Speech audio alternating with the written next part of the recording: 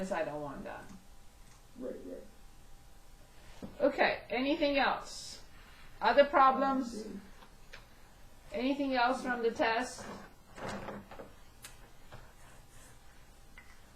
Anything else? Okay, let's go back to WebAssign then and make some headway with 4.1. See, look at the problems, browse the problems. I know you haven't started, most of you haven't started studying, so look at 4.1 and please tell me what problem you want to work on. So click on View 4.1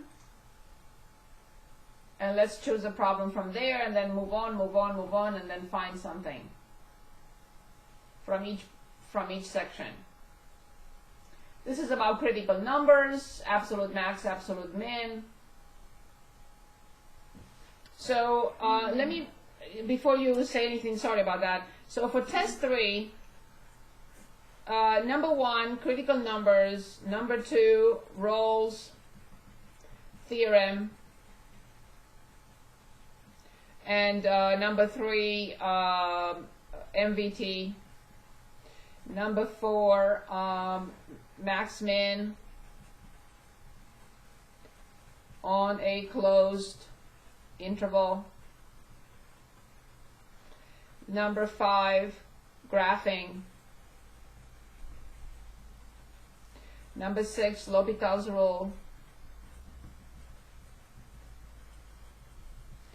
Plus 7 indeterminate cases.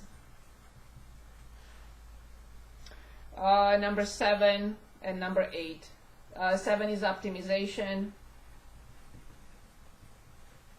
And 8, Newton's method. That's it. Of course, when I talk about graphing functions, I also look at functions with holes in a graph, slant asymptotes. So we specifically talked about those.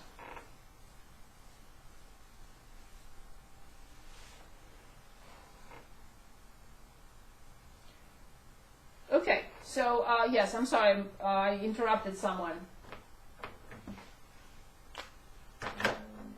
No, you're good. Wait, so those are just like the sections you're talking about? No, these are the topics. These are all the major topics in chapter 4. That's what we discussed. Critical numbers, Rawls theorem, mean value theorem, max min on the closed interval, graphing of all sorts, including the ones with hole in the graph and slant asymptotes. L'Hopital's rule and the 7 indeterminate cases, basically 6 because infinity minus infinity doesn't really work here. Optimization problems and Newton's method. Okay. So let's start with 4.1. What would you like?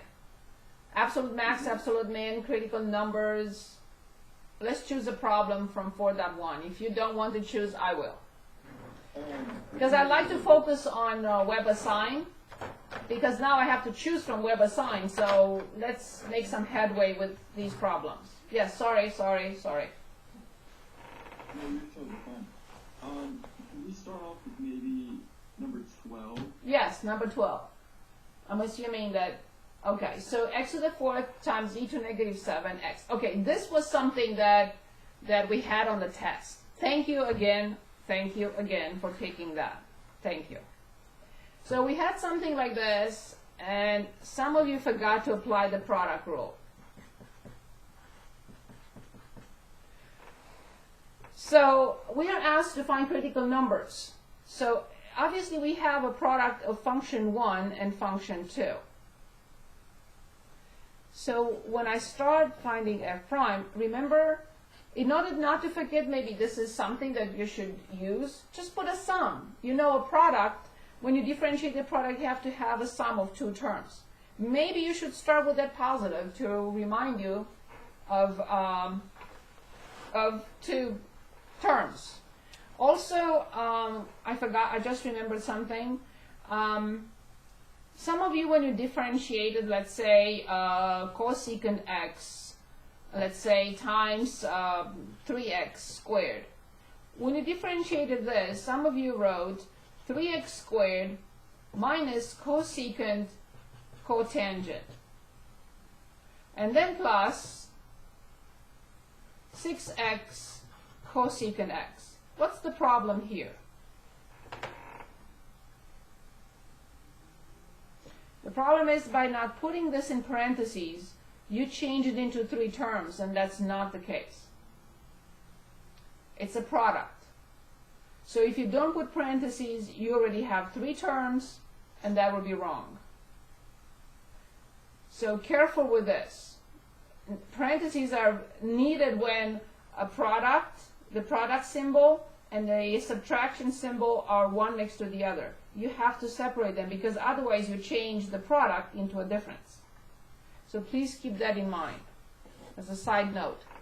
Okay, so of course now I don't have enough room here. So, but I didn't want to forget that. So parentheses are crucial. Okay, so then f prime, I know it's a sum of 2 terms. When I differentiate the first part, I get 4x to the third times e to negative 7x.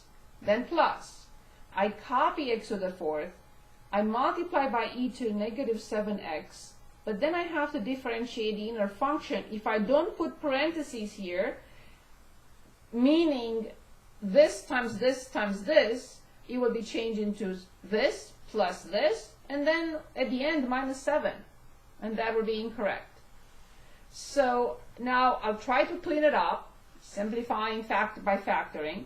I see an x cubed, x to the third is the common factor. I see e to negative 7x as the common factor. And then let's see what is left. This is out, so 4 is left. I got to plus, but there is a minus. This is out, 3 of the 4 are out, so this is minus 7x. If you want to present it in the correct order, the way I like it, so it's ready for anything I need, I will do this. And now, yes, you can change it into this if you'd like.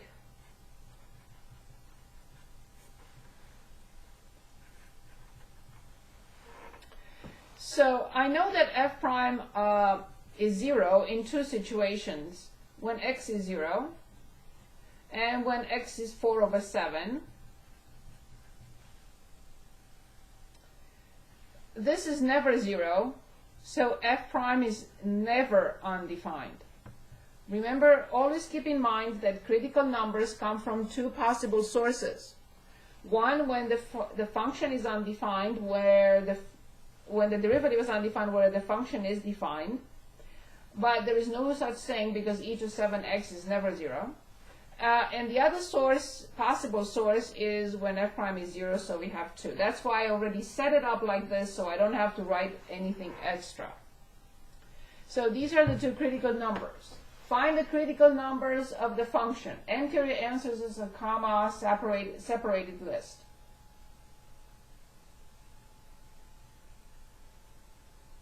So it would be 0, 4 over 7. 4 over 7? Correct.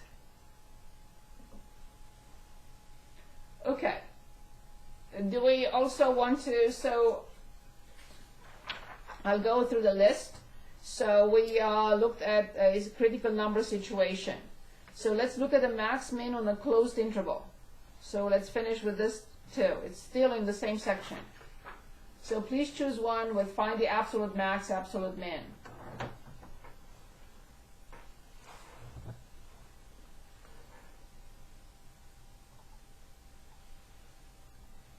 We do 16 with the radical. So we have f of t equals t the square root of 4 minus t squared. Now let me ask you this because it just came to me. Anything that you think it is helping you? Now, I don't mind if you just not even enter answers in WebAssign and just turn in your work. If you want to do that, that's fine by me. Because I don't care about what WebAssign says. I only care about what you did. I mean, if the answer is correct, it's correct. So I'm not going to change that. But I don't mind if you simply say, I'd rather you look at my notes from the test and you don't want to plug in anything in the answer. So if you choose that, that's fine too. Okay? So I'll let you decide later. I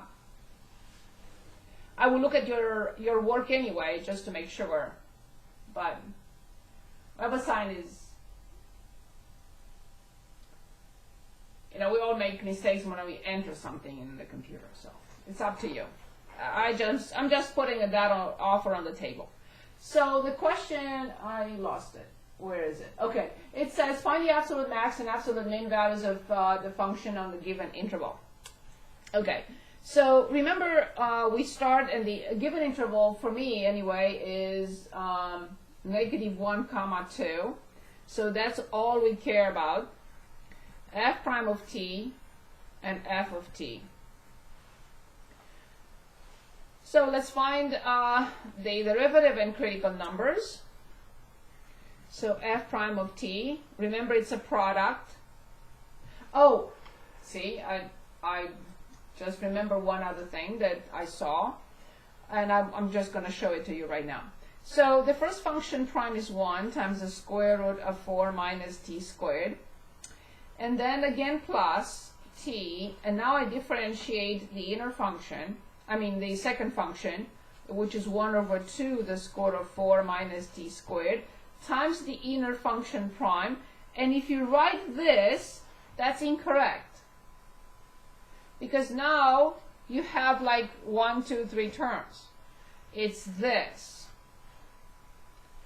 And there was a problem with natural log, and several of you closed the parenthesis and put that factor out there, but that would have been to be distributed to, and that was wrong.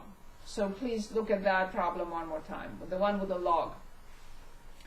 Okay, so now in this case, of course, I will simplify, and the least common denominator is 4 minus square root of 4 minus t squared. This needs a square root of 4 minus t squared, and now it becomes, when you multiply it, 4 minus t squared, and this is minus t squared, because we have a negative t times a t, and the 2 went away. So this is negative 2t squared plus 4, or negative 2 t squared minus 2 over the square root of 4 minus t squared. Because I'm anticipating what's next. That's why I want this completely and fully simplified. So I factor out a negative 2, and I got t squared minus 2.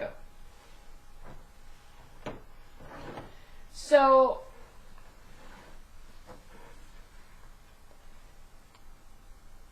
critical numbers now come from two sources for this problem.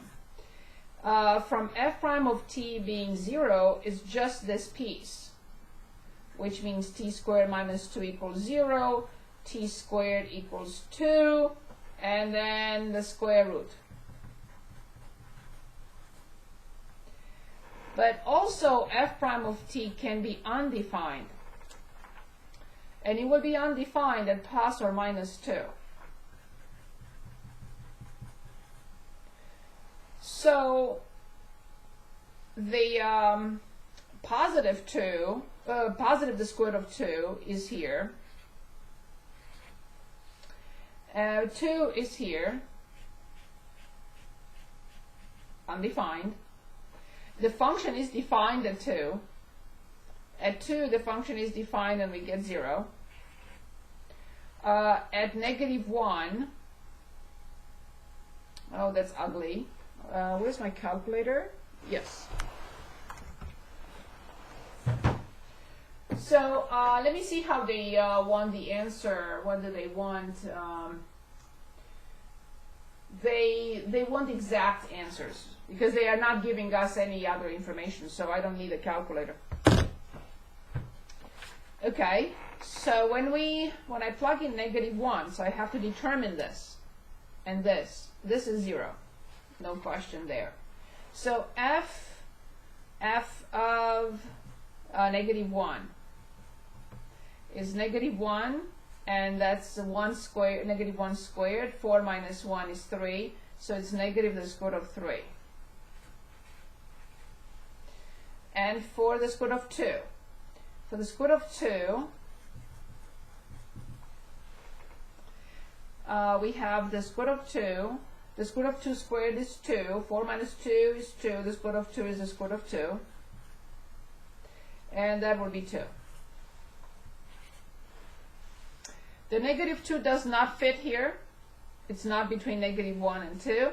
Negative the square root of 2 is also out here, so it doesn't fit. So the only critical numbers are these. This and this.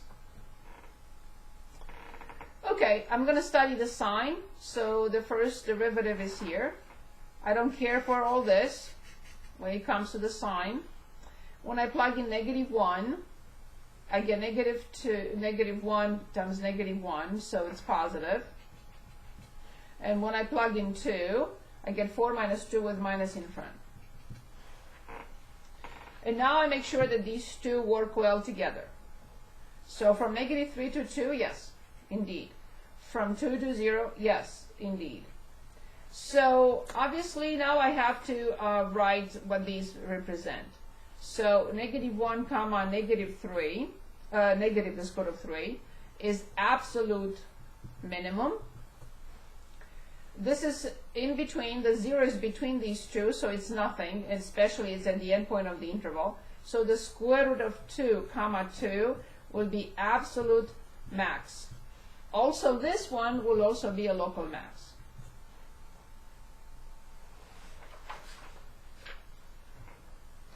Is this okay?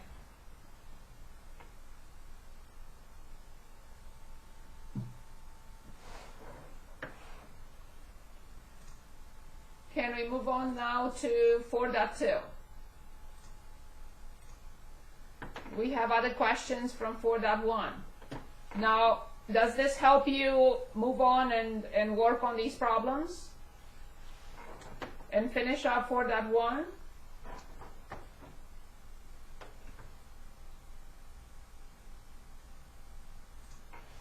Yeah, I think so.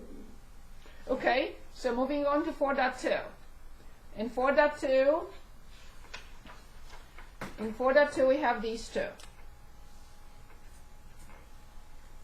That's 4.2. So let's look at the Rawls Theorem. Scroll through problems in 4.2 and let me know what you decide.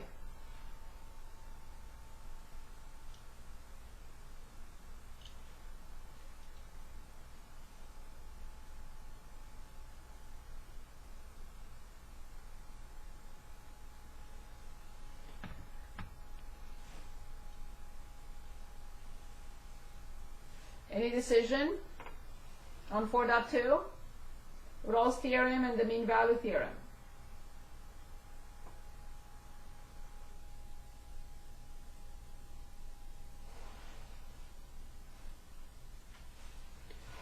Anyone?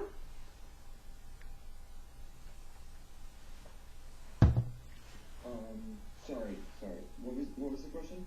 4.2. We are looking at Rawls Theorem and mean value theorem.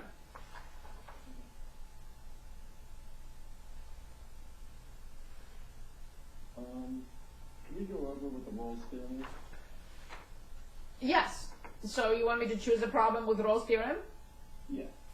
Okay, so let's look at problem 2. So we are looking now at 4.2. Verify that the function satisfies the three hypotheses of Rawls theorem on the given interval.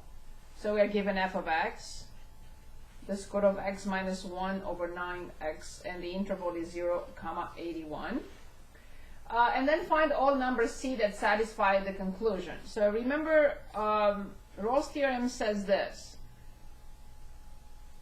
If a function is continuous and differentiable between 2 points, and at any point, these 2 points happens to have the same y value, there must be a term function has to turn. If it's differentiable and continuous, it cannot reach the same value twice if it does not turn at least once. That's all it means. So in number 1, I will say f continuous. That's the first hypothesis. Continuous on the interval 0, 81 as a difference of two continuous functions. Number 2,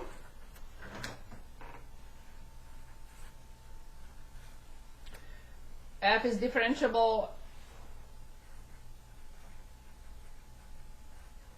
on 0, 81 for the same reason.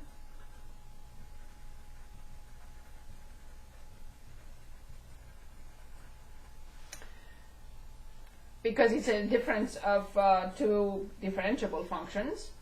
And number 3, if it's true, I have to determine f of 0 and f of 81. And f of 0 is 0. F of 81 is 9 minus 9, which is 0. All 3 hypotheses are fulfilled. So therefore, by Rawls Theorem, there exists a C in the open interval 0, 81 such that f prime of C is 0. There must be a turn. F prime of C must be 0. So I have to find f prime. So f prime of x is 1 over 2 the square root of x and minus 1 over 9.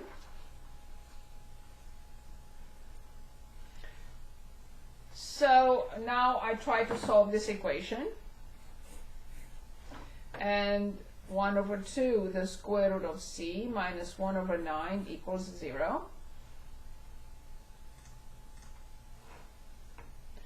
And I separate them. 1 over 2 the square root of c equals 1 over 9. And the proportion to fractions are equal, and if they have the same numerator, they have to have the same denominator.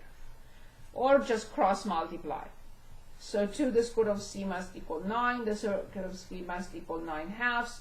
I square, of course. So then c equals 81 over 4, and it should be between 0 and 81. And